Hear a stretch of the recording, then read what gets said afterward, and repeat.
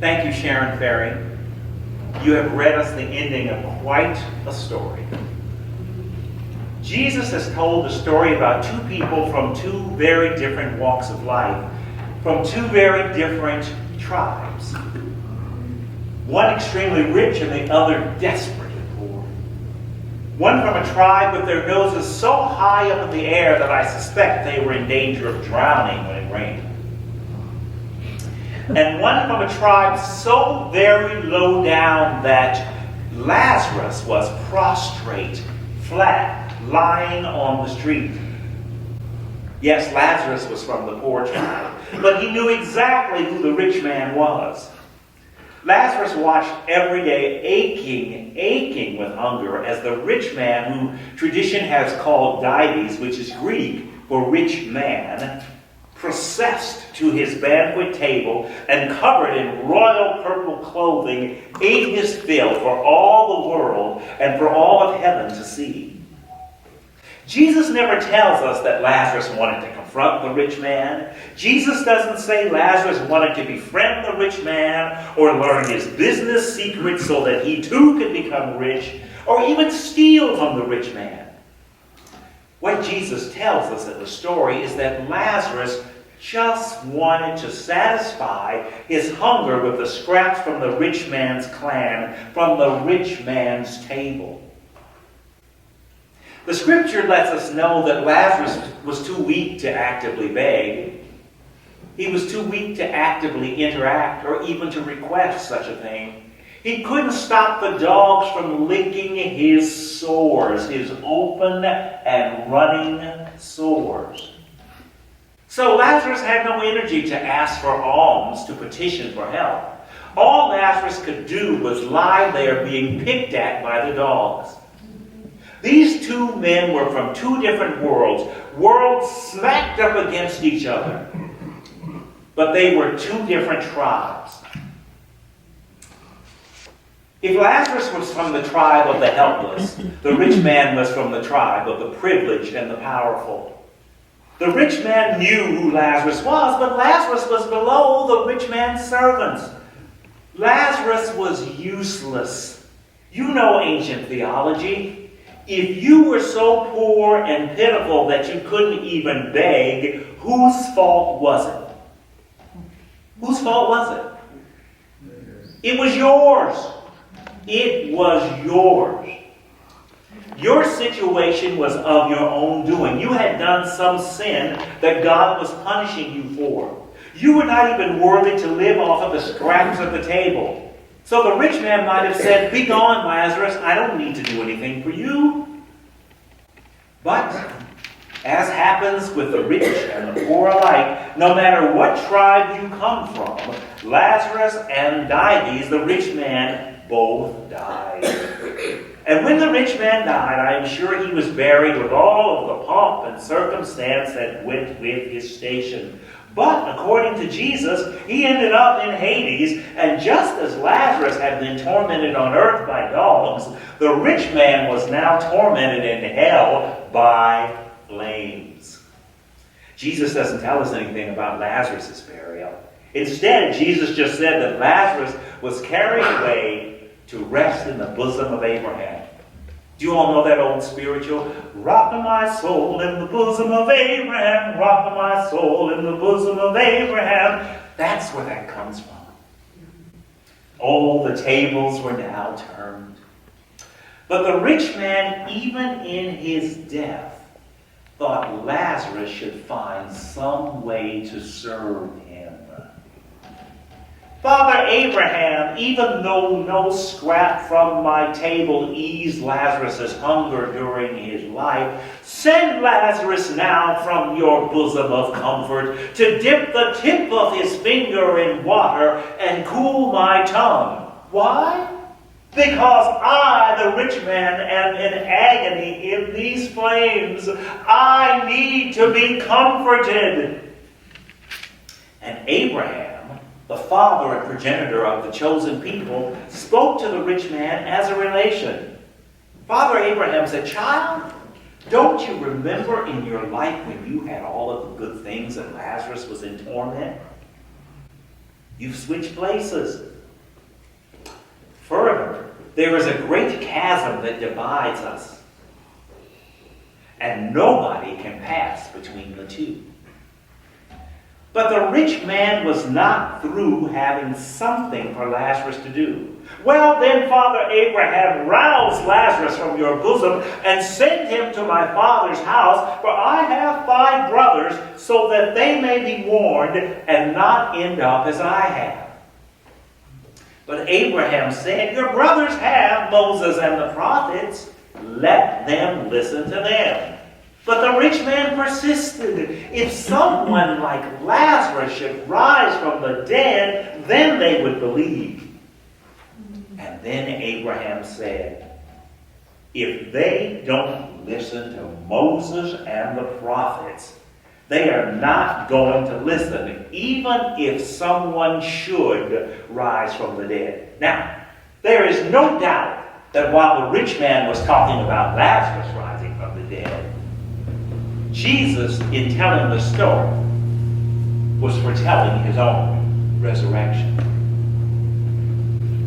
From the beginning of humans' relationship with God, God has told us that the secret of our sweet success on this earth would not be how holy we could be, or even how much money we could make, as wonderful as that sounds.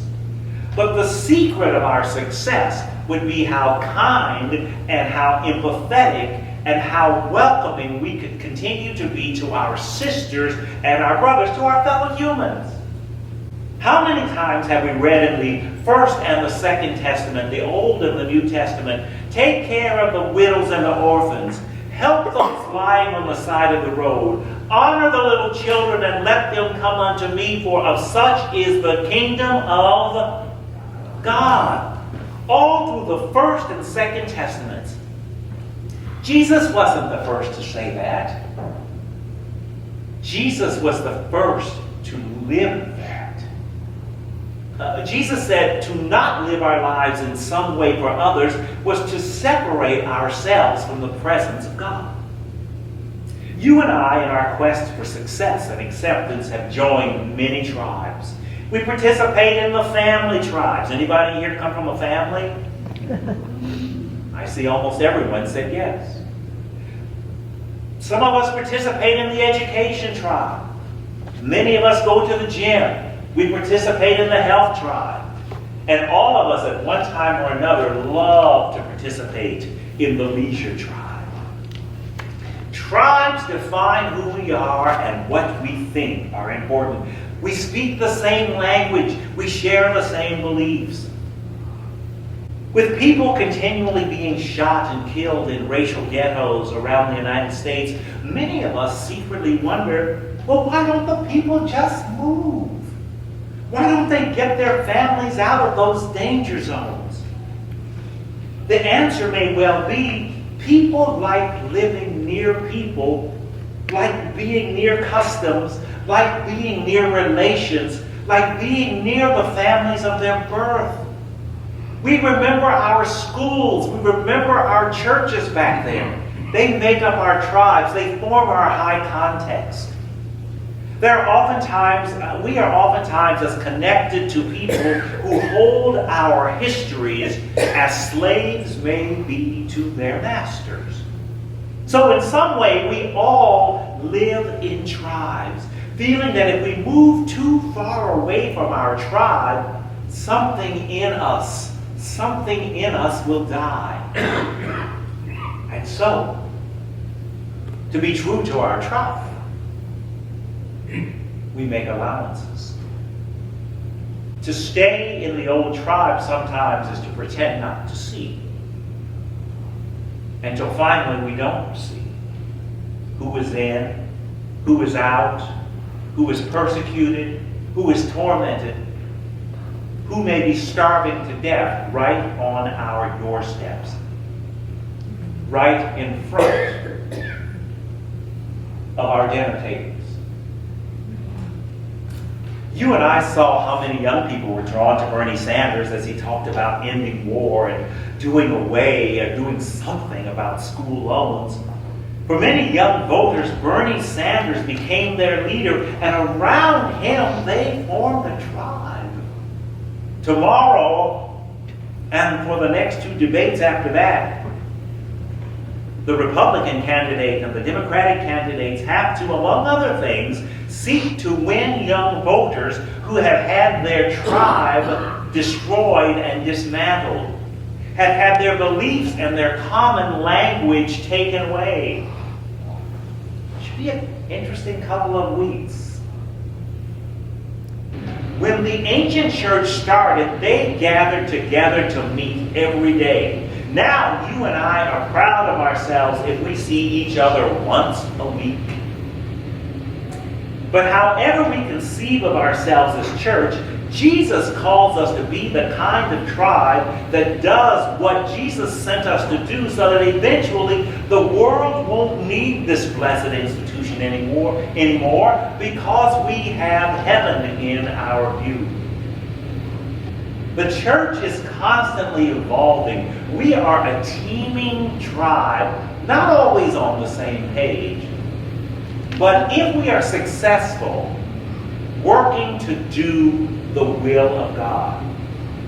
I want to tell you a small story.